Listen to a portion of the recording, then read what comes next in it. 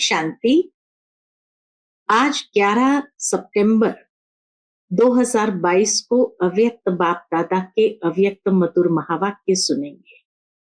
और ये अव्यक्त मधुर महावाक्य अव्यक्त बाप दादा ने 8 अप्रैल 1992 को सुनाए थे, जिसमें आज बाप दादा अपने आदि श्रेष्ठ डायरेक्ट रचना को देख रहे हैं। बाबा कहे, आप ब्राह्मण आत्माएं शिव वंशी ब्रह्मा कुमार कुमारियां हो, इसीलिए कल्प वृक्ष में आप सभी ब्राह्मण आत्माओं को बीज के समीप जड़ में बिठाया हुआ है, क्योंकि आप डायरेक्ट रचना हो। बाबा कहे, आप कल्प वृक्ष के जड़ में भी हो तो तने में भी हो। ब्राह्मण रूप में आप जड़ में हो और देवता स्वरूप में आप तने में हो। बाकी सभी आत्माएं तने से निकली हुई टाल टालियां हैं। बाबा कहे, इसीलिए वो अपने को डायरेक्ट रचना नहीं कह सकते हैं, वो इनडायरेक्ट रचना है। चाहे वो अपने आप को क्रिश्चियन कहलाएं, बुद्धिस्ट कहलाएं या मुस्लिम कहलाएं, लेकिन वो सभी टाल टालियां तने से निकली है। इसीलिए बाबा कहे, तुम जितना नशे से कहते हो कि हम परमात्मा की संतान है, इतना नशे से और कोई नहीं कह सकते। तुम बच्चों के नशे में और प्राप्ति में भी अंतर है। बाबा कहे, तुम बच्चे जब अपनी गोल्डन एज में है, तभी प्रकृति भी गोल्डन एज है और ये सृष्टि चक्र के समय में भी सुवर्ण काल है। इसीलिए जीवन मुक्त स्थिति सहज है। बाबा कहे, तुम्हारी जीवन मुक्त स्थिति सतो प्रधान समय में है, इसीलिए तुम पूरा आधा कल्प जीवन मुक्त स्थिति का अनुभव करते हैं। बाकी जो टाल टालियों की आत्माएं हैं, जो इनडायरेक्ट है, वह बाबा कहे पूर्ण समय जीवन मुक्त स्थिति का अनुभव नहीं करते हैं और इनकी जीवन मुक्त स्थिति और जीवन बंद की स्थिति द्वापर के बाद के समय की है। वो भी जो आत्माएं द्वापर के आदि में आती है उनके लिए, जो कलयुग आदि में आती है तो उनकी तो थोड़े समय के लिए ही जीवन मुक्त स्थिति या गोल्डन एज स्थिति आयरन एज के समय में होती है। तुम्हारे जैसे गोल्डन एज स्थिति गोल्डन समय में नहीं होती है, जब प्रकृति भी गोल्डन एजेड होती है। तो इसीलिए बाबा कहे, तुम्हारी नशे में भी अंतर है, प्राप्ति में भी अंतर है। लेकिन अब बाबा पूछे कि अब आप कहां तक पहुंचे हो? क्या उस गोल्डन एजेड स्थिति तक पहुंचे हो कि होना चाहिए, करना चाहिए? अब ये चाहिए चाहिए शब्द नहीं होना चाहिए। बाबा कहे, अभी और कितना साल चाहिए? बाबा भी इसलिए पूछते, कितना साल चाहिए? तपस्या वर्ष के आरंभ में सभी बच्चों ने दृढ़ संकल्प किया था कि इस साल तपस्या करते हुए संपन्न बन ही जाएंगे। बाबा कहे, तपस्या वर्ष समाप्त होने को आया है, क्या अभी और एक वर्ष चाहिए? तपस्या करेंगे या सेवा करेंगे या दोनों ही करेंगे? कई लोग सोचते दोनों कैसे होगा। बाबा कहे, आप सभी का गायन है कि आप सभी कर्म योगी हो, खाली योगी नहीं हो। और इसीलिए सर्व की सेवा और स्व की सेवा साथ साथ होनी चाहिए। यह है यथार्थ सेवा। अगर सर्व की सेवा में स्व की सेवा में अलबेले हो जाते हैं तो ये यथार्थ सेवा नहीं है। बाबा कहे, उसमें थकावट अधिक होगी, खर्च अधिक होगा और संतुष्टि नहीं होगी। इसीलिए यथार्थ सेवा वही है जो सर्व की सेवा के साथ साथ स्व की सेवा या स्व की सेवा के साथ साथ सर्व की सेवा, उसी को कहते हैं यथार्थ सेवा। फिर बाबा कहे अभी प्रकृति भी और विश्व परिवर्तन का कार्य भी आप सबके कारण रुका हुआ है। प्रकृति भी आवाहन कर रही है कि अब मेरे मालिक आए, मुझे सेवा में लगाए। ऐसे प्रकृति भी आवाहन कर रही है। तो बाबा कहे तुम बच्चों को अब बाप समान बनना है। जिन बच्चों का ब्रह्मा बाबा से प्यार है, तो ब्रह्मा बाबा फरिश्ता है, संपूर्ण फरिश्ता स्वरूप। तो तुम बच्चों को भी संपूर्ण फरिश्ता स्वरूप को प्राप्त करना है। इसी को कहेंगे कि हाँ, ब्रह्मा बाप से भी प्यार है। इसीलिए बाबा कहे ये नहीं हो सकता कि हमारा ब्रह्मा बाबा से तो प्यार है लेकिन फरिश्ता स्वरूप नहीं है।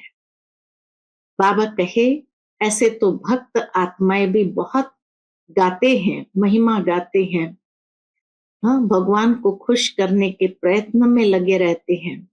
तो बच्चे भी अगर यही शब्द कहेंगे कि हमारा ब्रह्मा बाप से तो बहुत प्यार है लेकिन फरिश्ता स्थिति से प्यार नहीं, तो बाबा कहे ये संभव नहीं। साथ ही साथ बाबा कहे फरिश्ता माना जिसका कोई रिश्ता न पुरानी दुनिया से, न पुराने संस्कारों से, न पुरानी देह से है। तीनों में जो पास है उसको कहेंगे फरिश्ता। तीनों में बाबा कहे मुक्त होना बहुत जरूरी है, तभी जीवन मुक्त स्थिति गाई जाती है। तो इसीलिए अब फरिश्ता बनना है और फरिश्ता बन करके बाबा कहे तीनों सर्टिफिकेट प्राप्त करना है।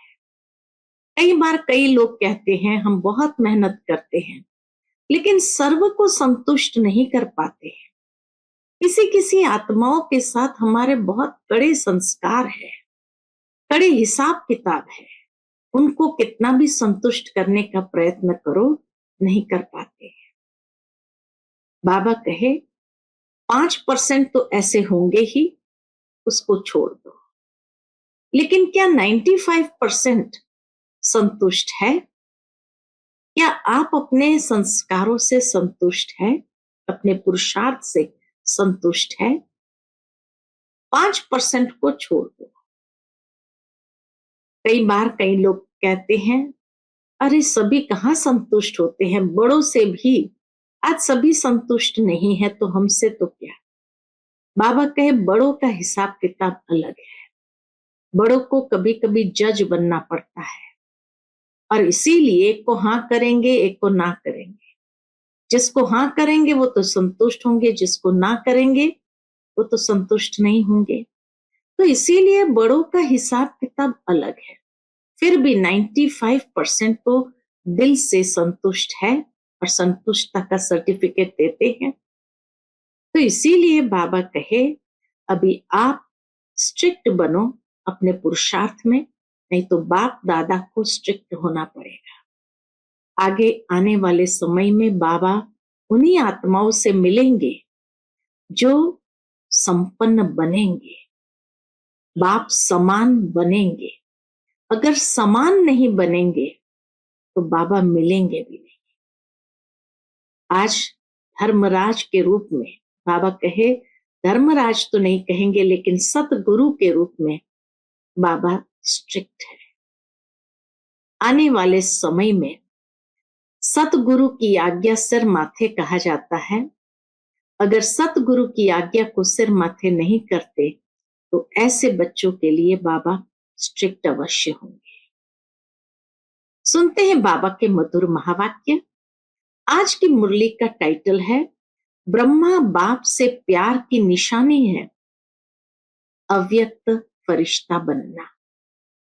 आज बेहद का बाप अपने आदि श्रेष्ठ डायरेक्ट रचना को देख रहे हैं। ब्राह्मण आत्माएं डायरेक्ट शिववंशी ब्रह्मा कुमार और कुमारियां हो। ब्राह्मण आत्माएं आदि देव की आदि रचना हो।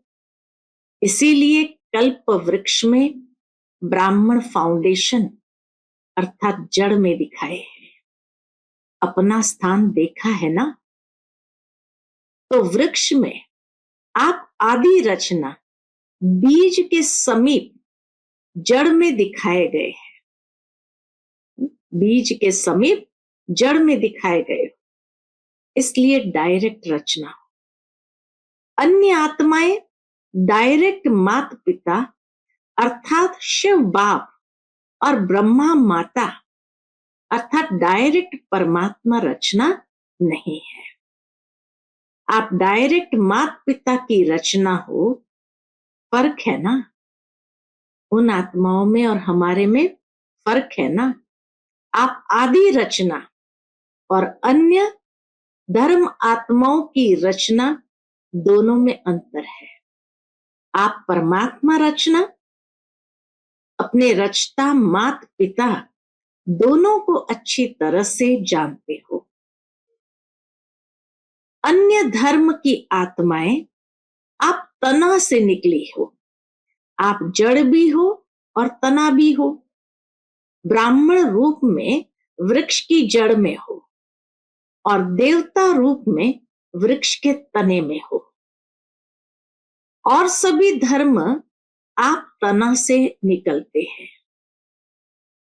तो आप डायरेक्ट रचना का कितना महत्व है? बाबा हम ब्राह्मण आत्माओं को अपना महत्व दिखा रहे हैं, स्पष्ट कर रहे हैं। डायरेक्ट बीज के साथ संबंध है, उन्हों का इनडायरेक्ट संबंध है, आपका डायरेक्ट है। आप सभी रूहानी नशे से कहेंगे कि हम परमात्मा संतान हैं।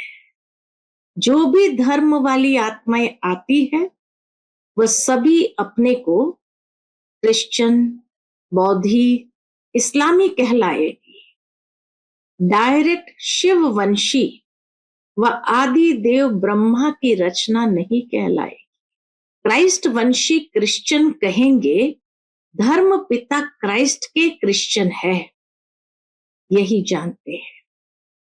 वह सभी धर्म पिता के वंश है और आप कहेंगे परमात्मा के। तो धर्म पिता और परम पिता कितना अंतर है? डबल विदेशी क्या समझते हैं? अब बाबा डबल विदेशी बच्चों को देख करके पूछते हैं, परम पिता के हो या धर्म पिता के हो? परम पिता के अर्थात डायरेक्ट रचना हो ना। तो डायरेक्ट और इनडायरेक्ट में कितना अंतर है? नशे में भी अंतर है तो प्राप्ति में भी अंतर है। इसीलिए भक्ति मार्ग में भी इनडायरेक्ट अपने इष्ट द्वारा बाप को याद करते हैं। हाँ, इष्ट को ही परमात्मा समझ करके याद करते हैं, तो इनडायरेक्ट हो गया। अगर कोई शिव भक्त भी है, बहुत सुंदर बात बाबा ने कही, अगर कोई शिव भक्त भी है तो वो भी शिव शंकर एक मान करके याद करते हैं, तो इनडायरेक्ट हो गया ना। जानते भी है कि राम का भी रामेश्वर है।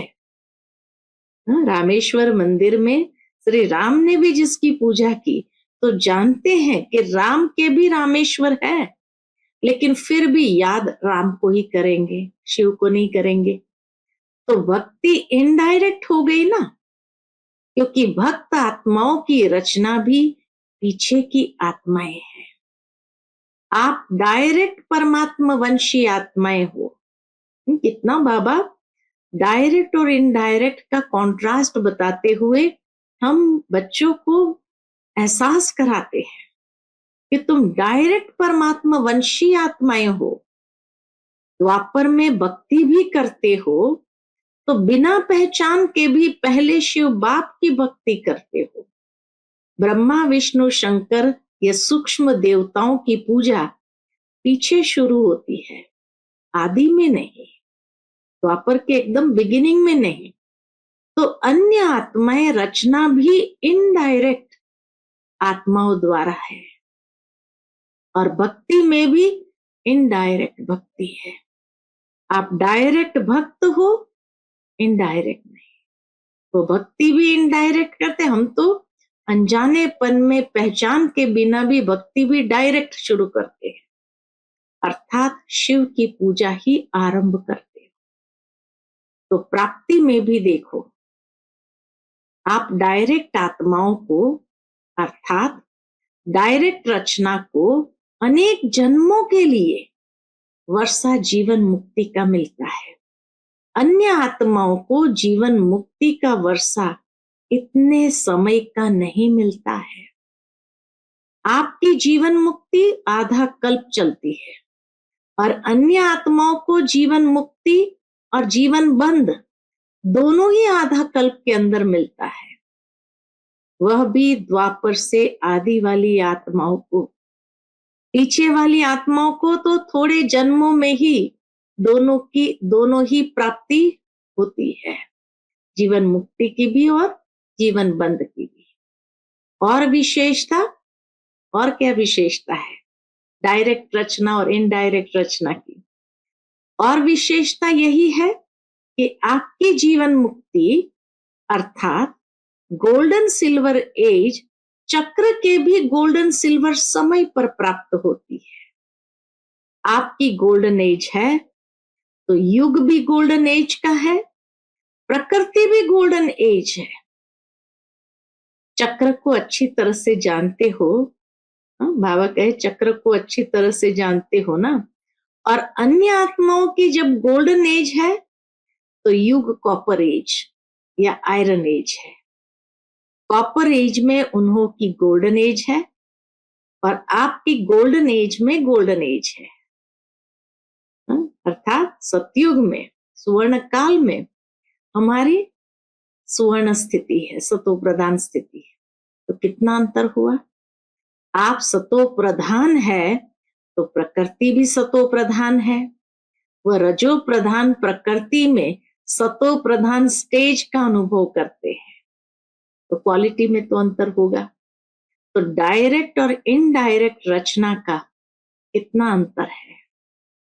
इतना नशा है, अब बाबा पूछते हैं, इतना नशा है कि हम डायरेक्ट परमात्मा रचना है, सदा नशा रहता है या कभी कभी नशा चढ़ता है? परसेंटेज में फर्क पड़ जाता है, कभी 100% रहता है तो कभी 50%।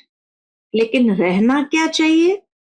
सदा एक रस रहना चाहिए। बाबा कहे नशा सदा एक रस रहना चाहिए ना। तो चाहिए चाहिए कब तक कहेंगे, ऐसा रहना चाहिए। सदा नशा रहता है, ये फलक से नहीं कहते हो, रहना चाहिए ये कहते हो। तो संपूर्ण बनना अर्थात जिसमें ये चाहिए शब्द समाप्त हो जाए उसको कहेंगे संपूर्ण। सभी के मुख से ये निकले कि सदा है, चाहिए नहीं, सदा है। उसके लिए कितने वर्ष चाहिए? बाप भी चाहिए पूछते हैं, बाप भी चाहिए पूछता है, कितने वर्ष चाहिए? 10 चाहिए कि उससे भी ज्यादा व कम चाहिए? क्योंकि तपस्या वर्ष आरंभ किया, अब तो समाप्ति का समय आ गया। लेकिन जब आरंभ किया तो सबने क्या संकल्प किया? संपन्न बन जाएंगे, यही सोचा था ना। वर्ष तो समाप्त हुआ, लेकिन आप संपन्न हो गए या होना है? और वर्ष चाहिए पूछते बाबा। औरों को चैलेंज करते हो कि सेकंड में जीवन मुक्ति का वर्षा लो, सेकंड में मुक्ति जीवन मुक्ति का वर्षा लो, या कहते हो 25 वर्ष में वर्षा लो, तो 12 मास में कितने सेकंड कितने दिन हुए? तो सबको संपन्न बन जाना चाहिए या अभी भी समय चाहिए? क्या रिजल्ट है? कितने वर्ष चाहिए ये बता दो, नहीं तो दूसरा वर्ष समाप्त होगा, फिर यही गीत गाएंगे कि अभी समय चाहिए। ये चाहिए चाहिए का गीत कितने समय का है? गीत का भी 3 व 5 मिनट टाइम होता है ना। कोई भी गीत बजता है तो 3 व 5 मिनट टाइम होता है ना। तपस्या वर्ष में दृढ़ संकल्प किया या संकल्प किया, दृढ़ता की निशानी है सफलता। फिर तो इस वर्ष और फोर्स की तपस्या चाहिए ना। बाबा पूछते हैं कि अगर और एक वर्ष दो, फिर तो इस वर्ष और फोर्स की तपस्या चाहिए ना, या सेवा करनी है? दोनों नहीं कर सकते हो। आपका कर्म योगी टाइटल नहीं है, योगी है। वैसे देखा जाए तो सेवा उसको ही कहा जाता है, इसको कहेंगे सेवा, जिसमें स्व और सर्व की सेवा समाई हुई हो। दूसरे की सेवा करे और अपनी सेवा में अलबेले हो जाए तो उसको वास्तव में यथार्थ सेवा नहीं कहे। सेवा की परिभाषा ही है, सेवा के मेवे मिलते हैं।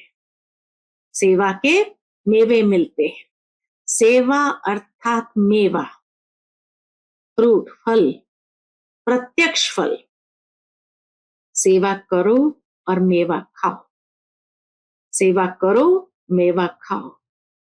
अगर स्व के तरफ अलबेले बन जाते हैं, बहुत सुंदर बात कही है बाबा ने, अगर स्व के तरफ अलबेले बन जाते हो तो वह सेवा मेहनत है, खर्चा है, थकावट है, लेकिन प्रत्यक्ष फल सफलता नहीं मिलती। प्रत्यक्ष फल सफलता नहीं है। पहले स्व को सफलता, साथ में औरों को भी सफलता की अनुभूति हो, साथ साथ हो। स्व को हो, स्व को सफलता अनुभव हो और औरों को नहीं हो तो भी यथार्थ सेवा नहीं है, और औरों को हो स्व को नहीं हो तो भी यथार्थ सेवा नहीं है। तो सेवा में सेवा और योग दोनों ही साथ साथ क्यों नहीं रहता? सेवा और योग दोनों साथ साथ क्यों नहीं रहता? उसका कारण क्या? एक को देखते हो तो दूसरा ढीला होता है। एक को देखते हो, सेवा को देखते तो योग ढीला होता है। दूसरे को देखते हो तो पहला ढीला होता है। अगर योग पर अटेंशन देना चालू किया तो सेवा में ढील हो जाती है। इसका कारण क्या? बाबा बहुत सुंदर कारण बताता है। कारण है कि सेवा के प्लान जो बहुत अच्छे अच्छे बनाते हो, सेवा के प्लान योजनाएं बहुत अच्छे अच्छे बनाते हो, लेकिन प्लेन बुद्धि बन प्लान नहीं बनाते। प्लेन बुद्धि माना स्वच्छ बुद्धि बन प्लान नहीं बनाते। प्लेन बुद्धि अर्थात इसको कहते बाबा प्लेन बुद्धि, स्वच्छ बुद्धि। प्लेन बुद्धि अर्थात सेवा करते और कोई भी भाव बुद्धि को टच न करे सिवाय निमित्त भाव और निर्माण भाव। तो स्वच्छ बुद्धि, प्लेन बुद्धि किसको कहते हैं? जहां निमित्त भाव और निर्माण भाव हो, उसके सिवाय और कोई भाव टच न करे। निर्माण करते निर्माण स्थिति की कमी हो जाती है, इसलिए निर्माण का कार्य जितना सफल करने चाहते हो उतना सफल नहीं होता है। शुभ भावना व शुभ कामना का बीज ही है निमित्त भाव और निर्माण भाव। हद का मान नहीं लेकिन निर्माण, हद का मान नहीं लेकिन निर्माण। इसलिए सेवा के प्लान बनाने के पहले प्लेन बुद्धि बनाना अति आवश्यक है। नहीं तो प्लेन बुद्धि के बजाय क्या हो जाता है? अगर बुद्धि में और अयथार्थ भाव का किचड़ा मिक्स हो जाता है, तो जो सेवा का प्लान बनाते हो उसमें भी रतन जड़ित के साथ साथ पत्थर भी जड़ जाते हैं। रत्न जड़ित होने के बजाय पत्थर भी जड़ जाते हैं। रत्न और पत्थर मिक्स हो जाते हैं। 9 रत्न जड़ेंगे तो एक पत्थर मिक्स करेंगे। अगर और कोई निमित्त भाव, निर्माण भाव के सिवाय और कोई भाव हुआ, माना पत्थर जड़ना। कोई भी चीज में 9 रियल हो और एक आर्टिफिशियल हो तो वैल्यू क्या होगी? और ही लेने वाले के भी संकल्प चलेंगे कि ये 9 भी रियल है या मिक्स है। इसलिए सेवा के प्लान के साथ साथ प्लेन बुद्धि का अटेंशन पहले रखो। निमित्त और निर्माण का, नम्रता। अगर प्लेन बुद्धि है और सेवा के प्लान इतना बड़ा नहीं भी है, फिर भी प्लेन बुद्धि वाले को नुकसान नहीं है, बोझ नहीं है। सेवा का फायदा कम है, लेकिन नुकसान तो नहीं कहेंगे ना। मिक्सचर बुद्धि में तो नुकसान है।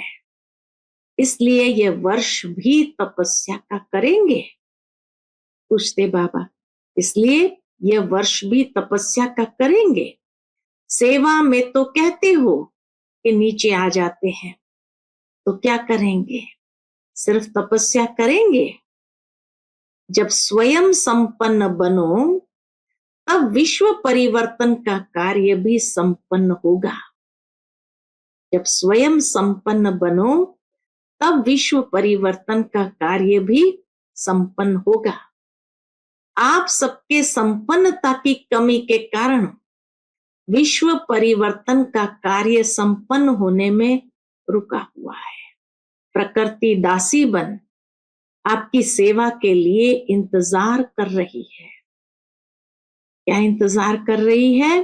कि ब्राह्मण आत्माएं, ब्राह्मण सो फरिश्ता और फिर फरिश्ता सो देवता बने, तो हम दिल व जान, सिक व प्रेम से सेवा करें, क्योंकि सिवाय फरिश्ते बने देवता नहीं बन सकते। ब्राह्मण से फरिश्ता बनना ही पड़े, और फरिश्ता का अर्थ है, ब्राह्मण से फरिश्ता बनना ही पड़े, और फरिश्ता का अर्थ ही है जिसका पुरानी दुनिया, पुराने संस्कार, पुरानी देह के प्रति कोई आकर्षण का रिश्ता न हो। तीनों में पास चाहिए, तीनों से मुक्त। वैसे भी ड्रामा में पहले मुक्ति का वर्षा है, फिर जीवन मुक्ति का। वाया मुक्ति धाम के आप जीवन मुक्ति में नहीं जा सकते। वाया मुक्ति धाम के आप डायरेक्ट जीवन मुक्ति धाम में नहीं जा सकते।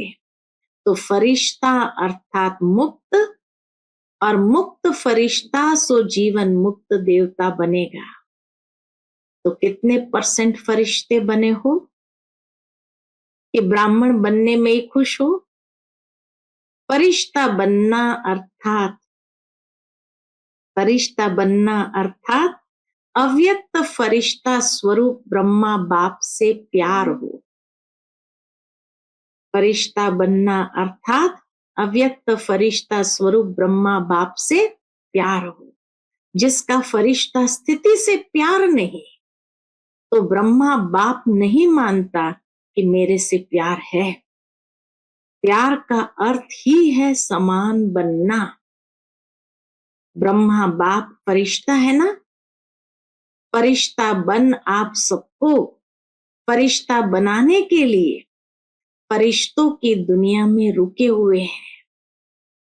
सिर्फ मुख से नहीं कहो कि बाप से बहुत प्यार है, क्या वर्णन करें। लेकिन ब्रह्मा बाप सिर्फ कहने से खुश नहीं होते, बनने से होते हैं। कहने वाले तो भक्त भी बहुत है, इतने प्यार के गीत गाते हैं, इतने प्यार के गीत गाते जो अनेकों को हंसा भी देवे तो रुला भी देवे, वह सब है कहने वाले और आप हो बनने वाले। अगर सिर्फ कहते रहते हैं तो समझो अभी भक्ति का अंश रहा हुआ है। कहने वाले हो, बनने वाले नहीं हो, तो बाबा कहे समझो अभी भक्ति का अंश रहा हुआ है।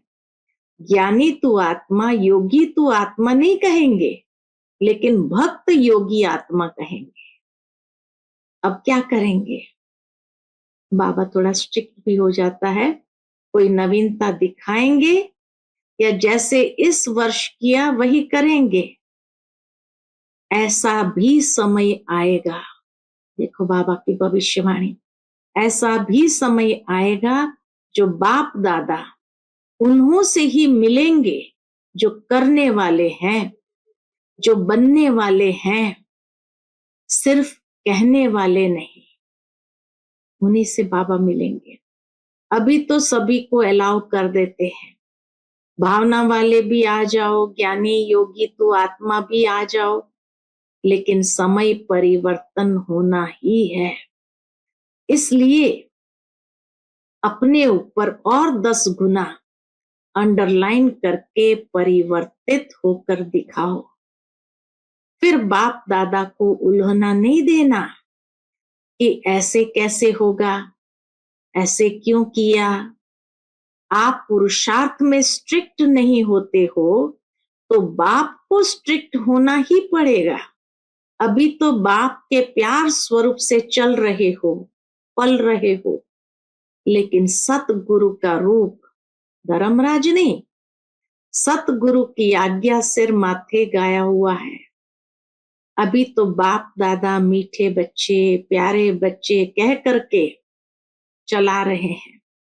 अगर प्यार है, मिलन की प्यास है, तो समान बनकर मिलो, महान अंतर में नहीं मिलो, महान अंतर में नहीं मिलो, समान बनकर मिलन में बहुत मजा है। ये मजा और है।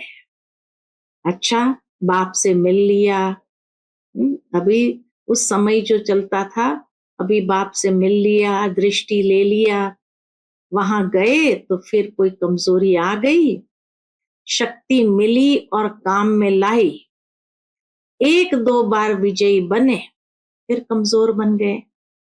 तो यह अनेक प्रकार का मिलना है, यह अपने प्रकार का मिलना है।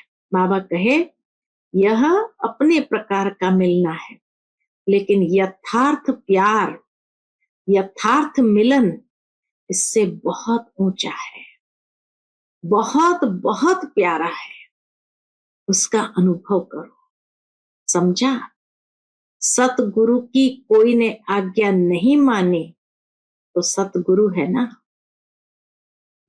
सतगुरु की कोई ने आज्ञा नहीं मानी तो सतगुरु है ना। बाप के आगे तो बच्चों के नाज लाड़ कोड़ चलते हैं। अगर बाप से सच्चा प्यार है तो इस वर्ष में फरिश्ता समान बनकर दिखाओ। अभी इतने सब मिलने के लिए आए हैं, बहुत अच्छा, लेकिन और अच्छे से अच्छा करना है।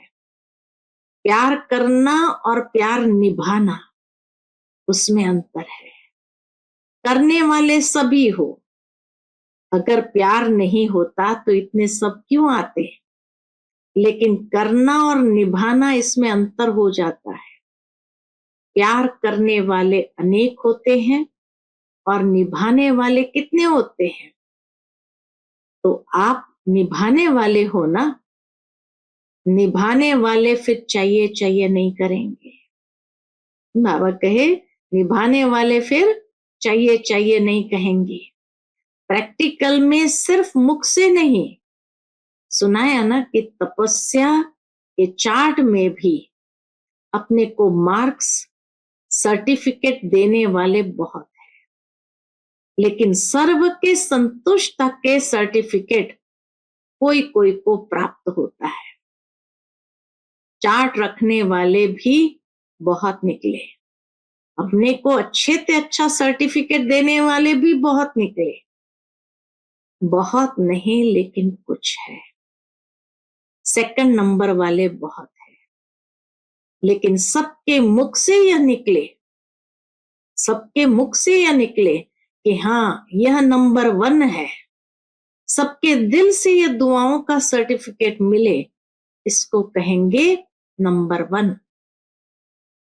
कई बच्चे कहते हैं कि हम तो ठीक है, लेकिन कोई कोई आत्मा का कोई कड़ा हिसाब है हमारे से, जो कितना भी उसको संतुष्ट करते लेकिन वह संतुष्ट नहीं होता। बाप दादा ने पहले भी कहा था कि अगर ऐसा कोई कड़ा हिसाब किताब है भी तो भी कम से कम 95% सर्टिफिकेट मिलने चाहिए। 5% का कड़ा हिसाब किताब है, 95% का तो सर्टिफिकेट मिलना चाहिए।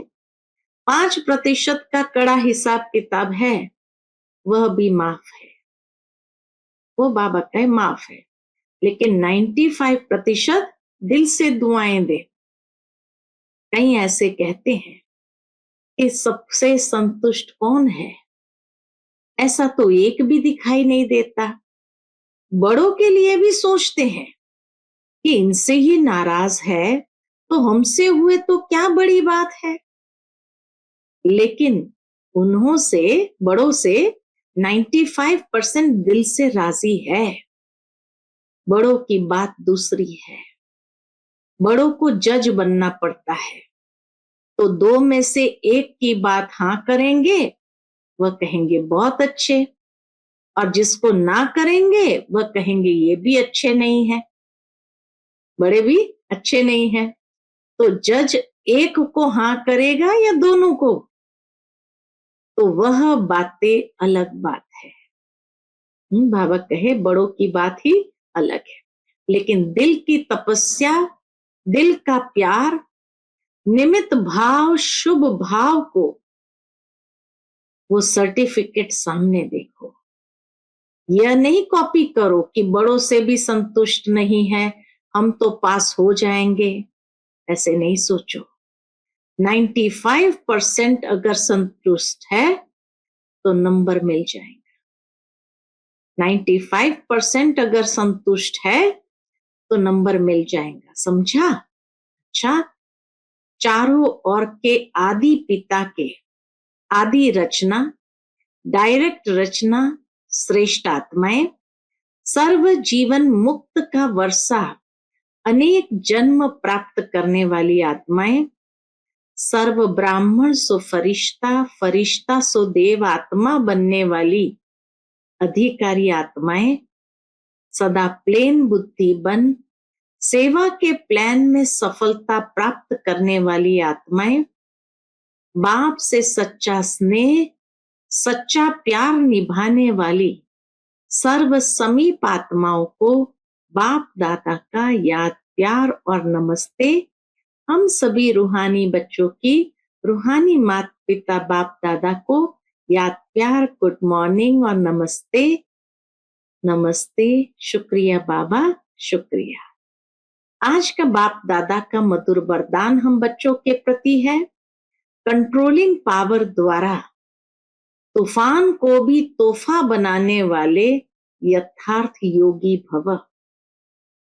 कंट्रोलिंग पावर द्वारा तूफान को भी तोहफा बनाने वाले यथार्थ योगी भव। यथार्थ व सच्चा योगी वह है जो अपनी बुद्धि को 1 सेकंड में जहां और जब लगाना चाहे वहां लगा सके। परिस्थिति हलचल की हो, वायुमंडल तमोगुणी हो, माया अपना बनाने का प्रयत्न कर रही हो, फिर भी सेकंड में एकाग्र हो जाना, यह है याद की शक्ति। कितना भी व्यर्थ संकल्पों का तूफान हो, लेकिन सेकंड में तूफान आगे बढ़ने का तोहफा बन जाए, ऐसी कंट्रोलिंग पावर हो, ऐसी शक्तिशाली आत्मा कभी यह संकल्प नहीं लाएगी कि चाहते तो नहीं है लेकिन हो जाता है। आज का स्लोगन है, योग युक्त और युक्ति युक्त कर्म करने वाले ही विघ्न प्रूफ बन सकते हो।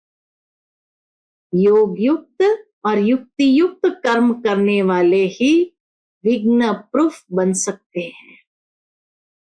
अच्छा, ओम शांति।